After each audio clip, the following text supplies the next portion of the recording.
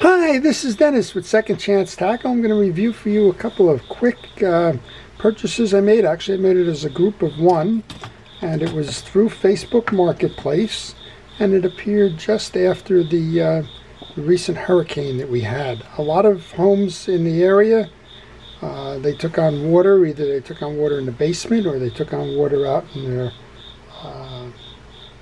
their slabs, in their sheds, in their garages and the like, and a lot of folks are cleaning up, and that's a shame. It's been quite a rough go here the last week or so with the flooding and that, but it also produced an opportunity for a lot of people to clean out a lot of stuff that, well, was just sitting in basements and sheds and their garages and the like. And this one came up on Facebook Marketplace pretty cheap. The alternative, I guess, was just to throw it out with the other wet stuff that got there. And you can see, here's one right here. It just has a whole cone of dirt on it. I'm sure that was from the floodwaters. So there's work that needs to be done on what I'm going to show you, but I just wanted to emphasize that they're not in good condition because of the flooding. And one of the things that's to the advantage of fishing reels is, well, they're used to water, so a little bit of effort and a little bit of hard work, and I'm sure we'll give these a second chance.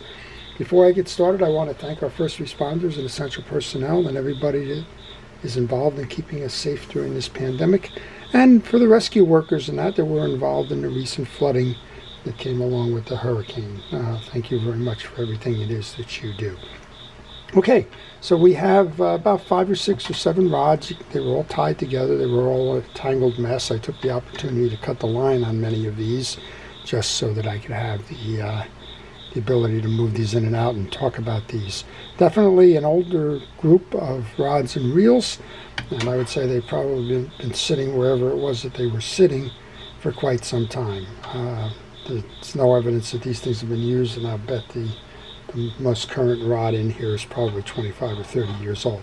Here's a Zebco 404. It's on a Zebco rod, probably sold as a combination to the children, and turning sluggish, but turning and doing what it should do.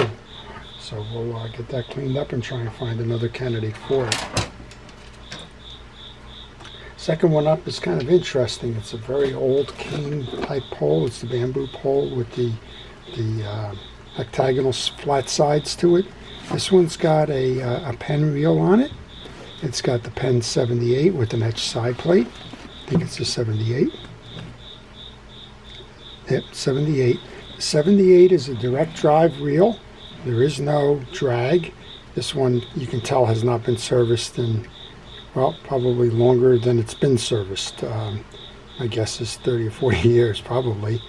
Nobody fishes these poles anymore, but they are collectible in some regards, and if there was a collectible to it, it would be this one. It's the ones with the garnet eyes in it that seem to have the collector's attention. Fortunately, whoever had this pole, when that one got unwrapped, was good enough to put the string on it and tie it there for maybe future conservation. There is a gold and black mark on here, but the rest of the branding is kind of worn off, so I'm not quite sure whose rod that may be.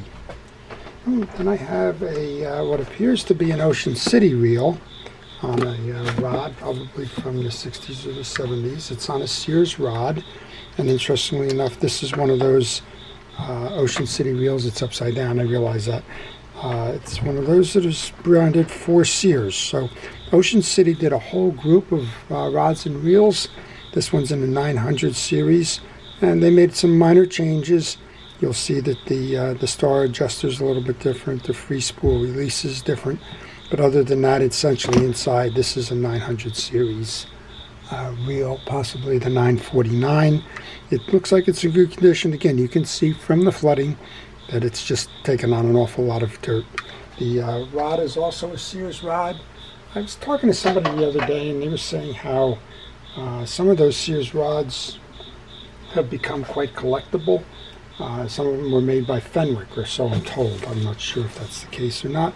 Here's one that's not collectible at all. It's a rod. It is an early fiberglass rod. and every eyelet except for this one is damaged or broken. So I don't know anybody that rebuilds rods, so, or at least rods like that. So we'll have to see whatever happens with that.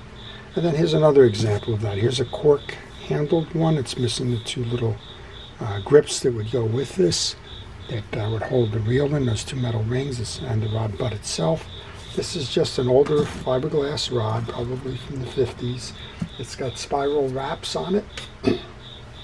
Again, I'll try and find somebody who may be interested in rebuilding the older rods. It's still in pretty nice condition, other than missing those pieces. But again, that's not my specialty, and I don't spend any time doing that. Well, we have one more of those while we're at it.